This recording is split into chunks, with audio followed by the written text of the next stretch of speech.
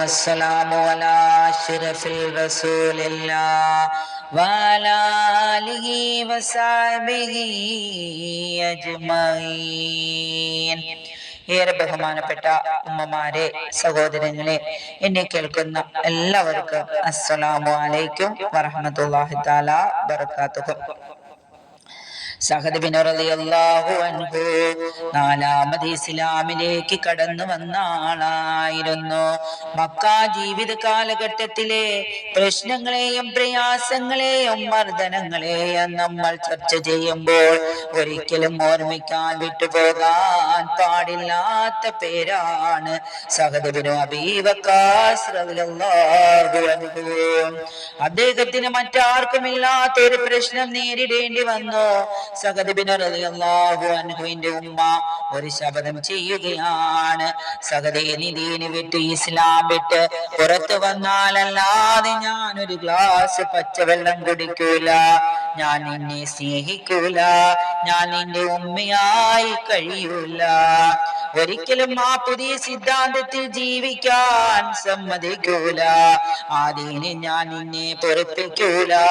Saad bin റളിയല്ലാഹു അൻഹു പല അടവുകളും പയറ്റി നോക്കി. ഉമ്മ, നിങ്ങൾ എന്നെ കഷ്ടപ്പെടുത്തരുത് ഉമ്മ, നിങ്ങൾ ഭക്ഷണം കഴിക്കണം, നിങ്ങൾ ഉപവാസം എടുക്കരുത് ഉമ്മ, എനിക്ക് എന്റെ ആദർശത്തിന് വേണ്ടിയാണ് ഞാനിത് തിരഞ്ഞെടുത്തത്, എനിക്കിത് ബോധ്യമാണ് ഉമ്മ, അല്ലാഹു ഏകനാണ്, ഇത് സത്യമാണ്, ഇത് ലോകത്തിന്റെയും പരലോകത്തിന്റെയും വിജയമാണ്, വിജയത്തിന്റെ സിദ്ധാന്തമാണ്, ഇത് വിട്ടു നിൽക്കാൻ എന്നോട് ആവശ്യപ്പെടരുതുമ്മ.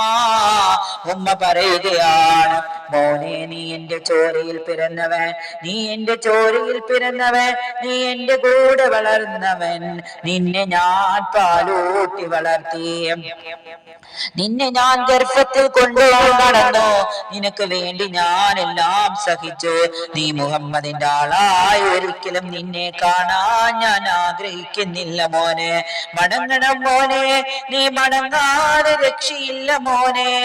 സഅദ് ബിൻ റളിയല്ലാഹു അൻഹു പാതിരാവിൽ റബ്ബിനോട് ദുആ ചെയ്തു, പടച്ചവനെ, അല്ലാഹുവേ, ഞാൻ വല്ലാത്തൊരു ഗതികേടിലാണ് റബ്ബേ, എനിക്കെന്റെ ദീൻ വലുതാണ്, പക്ഷേ എന്തൊക്കെ പറഞ്ഞാലും ഇതെന്റെ പെറ്റുമ്മയല്ലേ, എന്നെ മുലയൂട്ടി വളർത്തിയവളാണ്, എന്നെ നൊന്ത് പ്രസവിച്ച ഉമ്മയാണ്,